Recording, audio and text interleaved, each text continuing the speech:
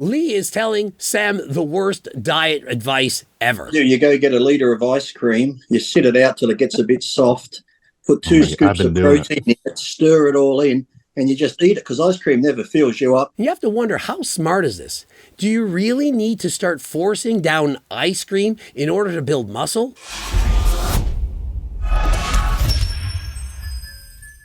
Coach Greg, and in today's video, Lee Priest gives Sam Sulek the worst advice ever on how to bulk. And Sam responds to the question, is he responsible because he's an influencer to be a positive role model for everyone? But Sam, how do you feel about that? Is that something you consider, or are you just like, I'm doing what I'm doing and I don't have to like be a role model? It's a little bit of both. I'm not necessarily saying this for you. I'm just saying this is what I've sort of found for myself. I love saying I'm not your dad. And so he says, look, I'm not your dad. Do whatever you want to do. There's certain things that I say that are sound and science-based. For example, calories in, calories out, that you should be doing your cardio, that perhaps you should train to failure. But when he talks about bulking, for example, eating 6 donuts before going to the gym or eating chips, burgers, fries, all that kind of junk food, he's saying, look, this is what I do. He's not suggesting that this is what you should do. Just because he has millions of followers, I don't think that he's responsible for telling everyone what they should or shouldn't do. All you can do and be in this world is honest and transparent. If somebody doesn't like you for that, then what are you going to tell them? Should he in fact lie? Should he say he doesn't eat any donuts, that he always eats healthy? Like, let's be honest. Should Sam Sulek openly discuss his steroid use? I mean, after all, we most likely suspect that he's probably taking something. But what if he said exactly what he's taking? What if he said this many milligrams of this many milligrams of that? He's not telling you to do that. He's saying what he does. And what he does, it's his own business. And people sit there and be like, he has a responsibility. It's like, you also have a responsibility to yourself. Ian has a great point. People are saying to Sam, you have a responsibility because you're a famous figure that you can't say this, you can't say that. That if you say the wrong thing to bulk up too hard or show your physique, which is done perhaps with performance-enhancing drugs, then that's going to influence those people watching you.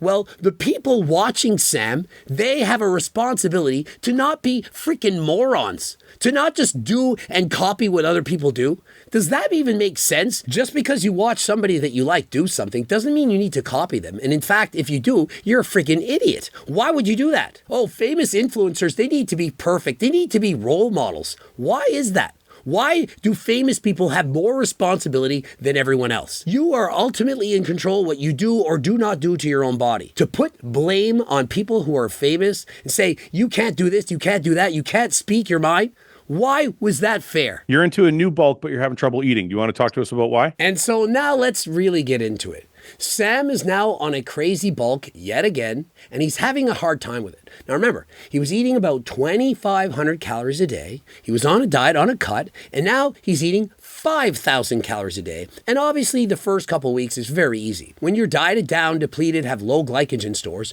your body can suck up everything that it's eating. It's like having an empty tank of gas. You can keep putting in the fuel. There's plenty of room, but eventually it's going to spill over. Obviously jumping from 25 or 3 to 5 is going to eventually halt you somewhere along the way. But I also think with an asterisk to that, there's always, look, I've done off seasons where it was very progressive and all clean food or whatever it is. There's always going to be a point where you reach where like the appetite can start to wear down on you. And so the first thing I want to point out is just because you're going on a bulk, you don't need to double or in fact eat more than double the calories that you're consuming. He's going from 2,500 a day to, he says, 5,000 to 6,000 calories a day. You do not need to make such drastic changes. Most people out there, if they went even on a 500 calorie bulk, that is more than enough. It doesn't take thousands of extra calories to put on muscle.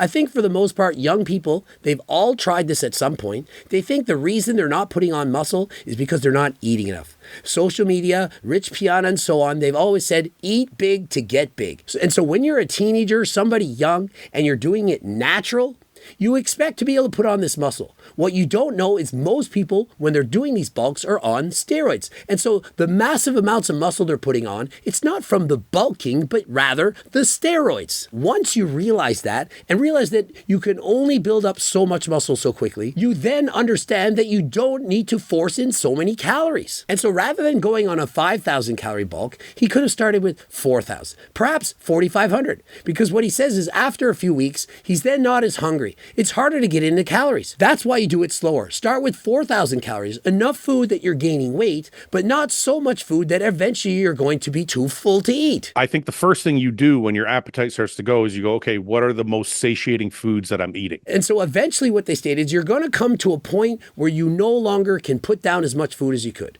Your body fat keeps rising. Eventually, your hunger hormones go down. You have less ghrelin and more leptin, and your body's saying, hey, you don't need to eat so much. We're not going to make you feel as hungry. When you first come off of a diet, of course you're hungry. You just starved yourself for perhaps 3 months.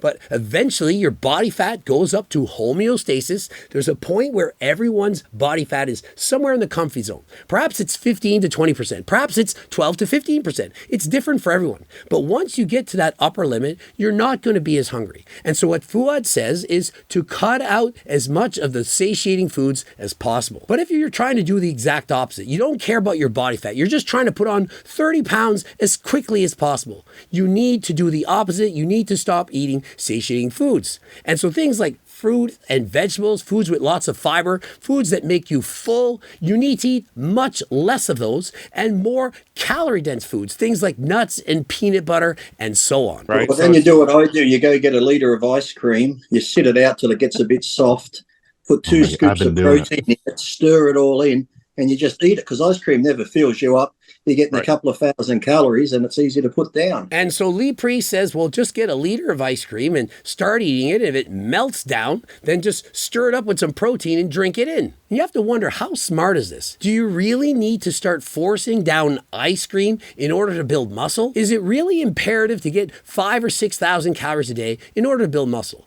I know Derek Lunsford, Mr. Olympia champion, both in the 212 and in the open, is eating perhaps 3,500 calories a day. And so how is it that some people are needing 6,000 calories a day to put on muscle, while others can build plenty of muscle on a normal calorie diet? Lee, I cannot wait till tomorrow when this goes live. There's going to be so Lee gives Sam the worst advice ever. And so clearly Fouad is thinking the same as I do. Lee is telling Sam the worst diet advice ever. I'm not talking it's like hot. A big shake. It's almost like a big 2-litre McFlurry. You can add whatever you want to it and just eat it. You may be thinking it's just calories in, calories out that's going to build muscle. But when you're eating junk calories, when they're not from high quality sources of food, do you really think it's going to have the same impact on your ability to build muscle, your digestive system? There is a saying, you are what you eat. And if all you're eating is junk, eventually it's going to play its toll on your body. It's not healthy. And yeah, of course, calories in, calories out. If you eat more calories than you take in, you're going to gain weight.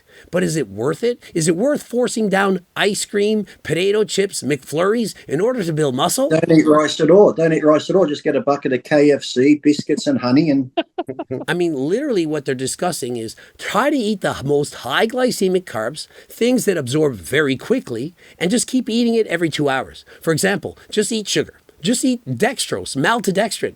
Are we just going to consume simple carbs all day? I know I can eat jelly beans very quickly. I can have licorice. I can eat candies very quickly. It absorbs fast. But is that what's going to put on muscle? Is that really what it's come down to? Do you really need to bulk to this extent?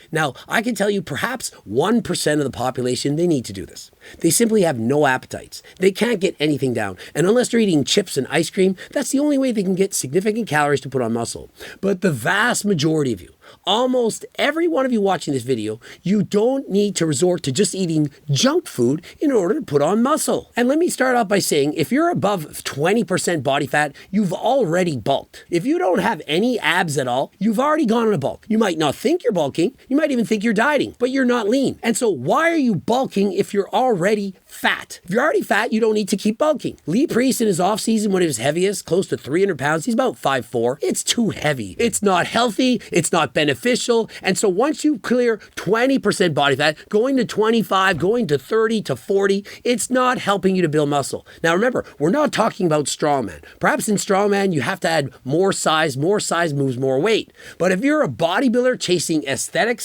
once you pass 20% body fat, it's not beneficial to put on muscle. It doesn't have to be rice. Like, you know what I did when I was younger? I would do a lot of Did a lot of pasta and a lot of mashed potatoes. And I think one thing that's overrated for people who are bulking is pasta. Pasta's loaded in calories. Whenever I go on a diet, the first thing I would cut out is spaghetti, noodles, those kinds of things, as they're very high in calories. And so if you go from eating rice to eating pasta, you're more likely going to eat more calories. And so if your goal is to get lean, the opposite is true. Stop eating as much pasta, switch over to rice, potatoes, sweet potatoes, and so on, and eventually switch to vegetables, and you're definitely going to be losing body fat. A lot of guys, when they're starting out, they see all the coaches talking about eating super clean all the time, but they have no idea how to cook. And so Fuad's talking about people trying to eat healthy foods, but the problem is they don't know how to cook. Think of it. You're a young kid, perhaps a teenager, your parents have cooked for you for your whole life. Well, why not get Cookbook 3.0? You get the Cookbook. It's going to give you tons of delicious recipes. Remember, this is for people not trying to bulk. They're for people trying to get in shape. Not guys trying to go past 20% body fat, but guys who want to be lean, to be healthy, fit, and in shape. And so if you're interested in easy to make recipes, the ones that I use, please click the link in the description and don't forget code Greg, 10% off. And so remember,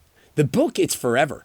In 10 years from now, you still can eat the exact same foods. They're delicious. I've been eating these for my entire life. Some of these recipes are over 20 years old. Think of this as a lifetime investment. You're going to learn how to make lower calorie, delicious meals that are simple and easy to make. And even if you only use 5 of them, maybe even 10, it's going to change your life. You don't need to eat hundreds of different recipes. Just 5 main ones that you can eat consistently, and you will be shocked at what you can do. Sam, have you ever blended your meat and rice in a blender and drank it? And so Ian Valere brings up blending in your meat and rice in a blender to eat it. I mean, do we really want to resort to this? Sam Sulek says, yeah, I've tried it, hate it. I mean, is that really what you want to do? Do we want to eat baby food? I mean, if you do that, you're essentially eating like a baby. Do we really want to eat like that? Why not just make delicious recipes that you actually enjoy so that you want to eat? Do you really want to live a life of blending your chicken and rice in a blender in order to get your food down? It's egg whites, cooked egg whites. Yeah. Oh, cooked egg whites. That was probably one of the grossest things I've done. What did you blend it with? Gatorade. And so I'm going to have to agree with Sam that cooked egg whites blended up with Gatorade powder, it's not going to be the best meal of choice. There's got to be better ways. I mean, if only someone had made a cookbook with recipes that you could eat, that you wouldn't have to blend up disgusting things. I mean, this discussion has become, what are the grossest things you could ever eat? I can't imagine why people would try these things. And so make your own decisions. Do you need to have massive bulks? Do you need to force feed? Do you need to take in melted ice cream and blend up your drinks in order to get enough calories? Or do you think that you can just eat like a normal human being, perhaps get up to 20% body fat maximum in the off season, and just be healthy? It's really up to you, but I do believe that the majority of people bulking to this extent, they don't even need to. But in the end, do whatever makes you happy. Subscribe, click the bell button, comment to boost the algorithm. Don't forget to watch one of those 2 bloops. And of course, the cookbooks and the #1 selling supplement, GO2 Max. Click the link in the description. Use code Greg if you're interested. And until next time, I am out.